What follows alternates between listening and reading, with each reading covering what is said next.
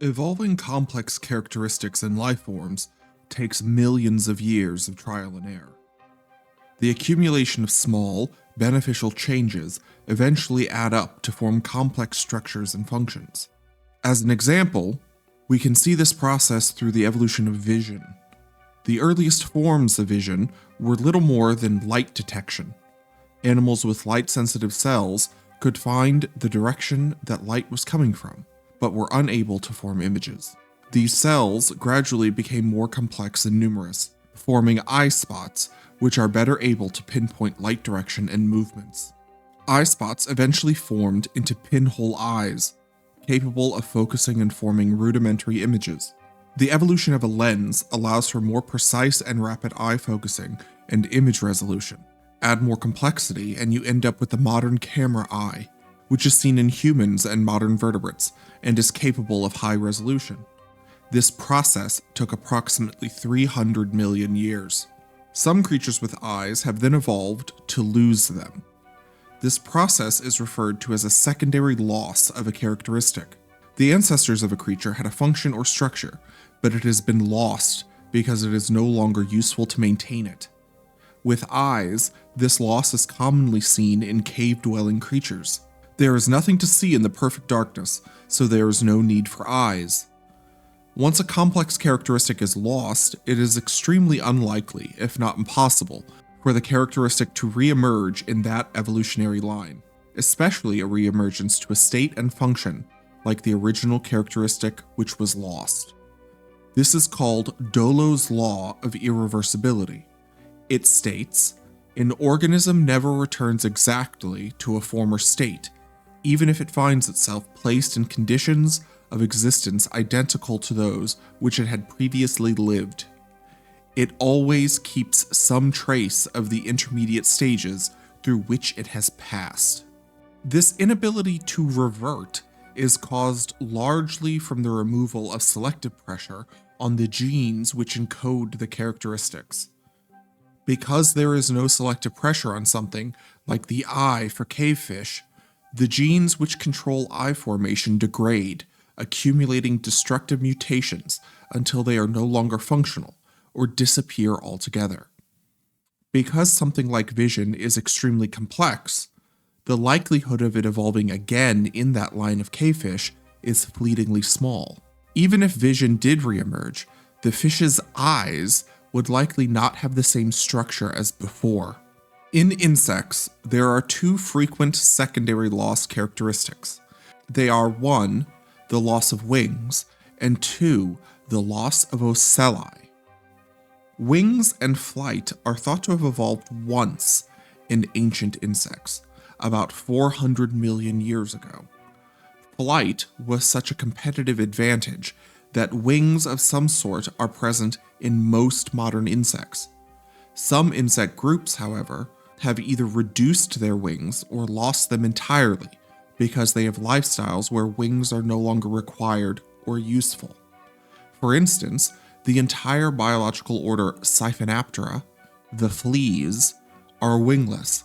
Having bulky wings isn't particularly useful when you spend your entire life being shuttled around by larger animals and have the ability to jump over 100 times your own body length.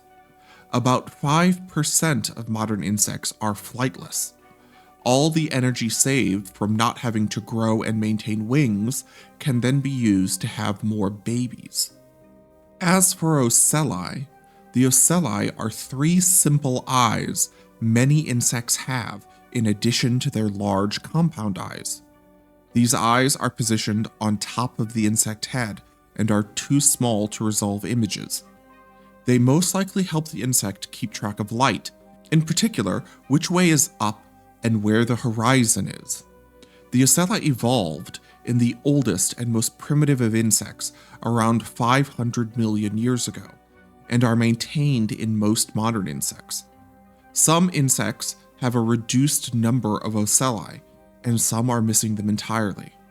Generally, the loss of ocelli is coincident with the loss of flight. Within groups of winged insects, the stick and leaf insects, the Phasmatodea, are particularly diverse in body and wing form. This group has members both with and without wings, as well as wings of reduced length and function. Generally, insects have 4 wings, but some of the Phasmatodea have a pair of front wings which are reduced to small protective nubs, called tegmina, while still maintaining the large hind wings for flying, gliding, and startling predators. Other Phasmatodea have wings which are so small that they are functionally useless. Coincident with these wingless or reduced winged Phasmatodea is a loss of their ocelli. So what does this have to do with Dollo's law of irreversibility and evolution?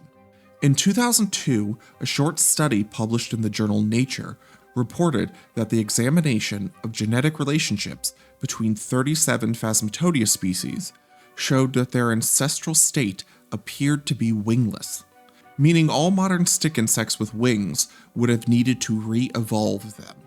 However, the wings of stick insects are homologous with other groups of insects, meaning they all share the same ancestral state and structure, despite arising from a wingless ancestor. This obviously contradicts Dollo's law. 20 years later, in 2002, a new study was reported which expanded on the work of the original. The study included both the fossil record and the genetic relationships of 513 living species of stick insects. It showed that the ancestral state of all major groups of modern Phasmatodea to be wingless and lacking ocelli. Remember, modern flying insects all share a winged ancestor, which means at some point in evolutionary history, those wings, and also flight-supporting ocelli, were lost to the evolutionary line of stick insects, to then re-emerge in modern stick insects. The re-emergence of wings and ocelli within the stick insects represents a reversion of their body plan to an even more primitive state. These reversions to being winged also seem to be related to each other, meaning closely related sister species will have wings, but their ancestor and cousin species will be wingless. Additionally, there is evidence that some of these winged stick insects later gave rise to wingless daughter species. The presence of ocelli also appear to have re-evolved multiple times. The emergence, loss, and re-emergence of wings and ocelli appears to violate Dollo's law because evolving identical complex structures from nothing is considered impossible because of the degradation of the DNA which encodes those traits. A possible explanation for how this has happened is something has allowed the underlying genetic code to be suppressed but preserved, and that instead of a mutation in the genes for the wings and ocelli, there were changes in the genes which control early developmental processes. The genes for the wings themselves may have been deactivated but preserved because of their close relationship with the genes which control the development of insect legs. What is interesting is that the loss of flight in stick insects didn't seem to hinder the proliferation of the wingless species. Instead, the energy saved from being wingless may have improved their overall fecundity. Future research on this extremely complex topic is still needed though.